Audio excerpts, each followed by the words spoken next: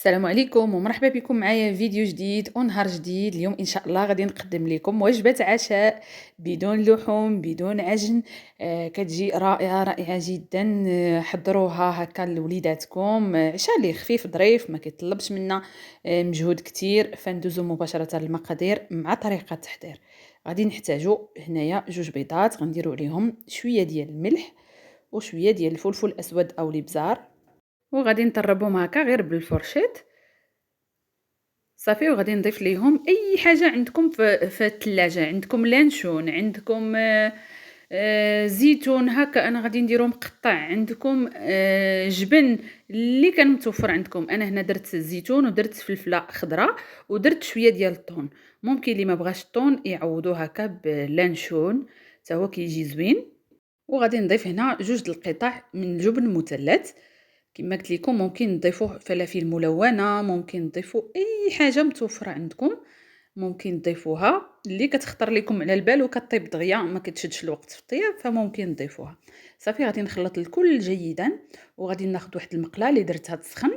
مقله تكون هكا ما كتلصقش. وغادي نضيف هنايا واحد المعلقه كبيره ديال الزبده، نخليها حتى تذوب وعاد غادي نضيف الخليط ديالنا. ممكن ديروا غير الزيت النباتيه الا ما بغيتوش الزبده. صافي. فهاد الفطيره هذه كتجي رائعه رائعه جدا، كتجي صراحه احسن من البيتزا. غادي تنسيكم في البيتزا وفي التاكوس. كتجي رائعه رائعه جدا. صافي غادي نضيف هنايا الخليط ديال البيض والمكونات اللي ضفنا ونحاول نوزعهم هكا بشكل متساوي. صافي البيض ديالنا كيبدا يطيب، هانتوما شوفوا مع الجناب. غادي نضيف هنايا واحد الرشه ديال الجبن الموتزاريلا. ممكن الا ما بغيتوش هنايا ما تضيفوهش او لا ما متوفرش. انا غادي ندير رشه هنايا منه. صراحه كيعطي واحد تعليكه لهاد الفطيره وكتجي زوينه بزاف ومشهيه. صافي غادي ناخذ هنايا الخبز ديال التاكوس، غنضيف واحد القطعه من الفوق ونحاول نجمع هكا جنيبات. ممكن ديروا هاد الفطيره بالحجم اللي بغيتو نتوما وتزيدوا الكميه ديال البيض والمكونات الاخرى. انا هنا درتها بحجم متوسط. غنضغط هكا مزيان على داك الخبز وعاد غادي نقلب الفطيره ديالي على هاد الشكل هذا. صافي هنايا كيف ما لاحظتوا ان الخبز هنا راه طاب او البيض طاب. وهنايا تقطع ليا المقطع، سمحوا لي. ملي قلبت البيض ديالي درت شويه من الجبن الموتزاريلا وواحد القطع من الفلفله خضراء هكا، وعاود درت قطعه من الخبز التورتيلا او خبز التاكوس. انا كيسحب لي كنت كنسجل الساعه ملي قلبت لقيت راسي ما كنسجلش، ولكن ماشي مشكل. مرحله اللي شرحتها لكم هنايا. صافي من بعد غادي نقلب عاود الفطيره ديالي على الوجه الاخر وغادي نضيف هنايا شويه ديال الجبن الموتزاريلا. كما قلت لكم كيعطينا تعليكه ومذاق زوين. وغادي نضيف هنا قطع من الزيتون اخضر. وغادي نضيف عاود قطعه من الخبز تورتيلا ونضغطوه هكا مزيان حتى كيبدا يذوب لينا داك الجبن وكيلصق لينا على الخبز. وعاد غنعاودو نقلبوها. ممكن تكتفيو بها غير هكا، فانا غادي نزيد طبقه واحده اخرى.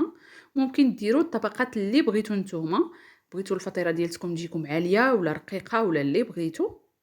وغادي نضيف الجبن وندير قطعه من الخبز ديال التورتيلا. صافي هذه هي القطعه الاخرى اللي درت. انا هنا درت 4 ديال القطع، يعني عندنا هنايا 3 ديال الطبقات. غنحاول نحمرها هكا من الوجه ديالها ونقلبها وتحمر لي عاوتاني من الوجه الاخر. انا بغيت نزيد نحمرها شويه هكا.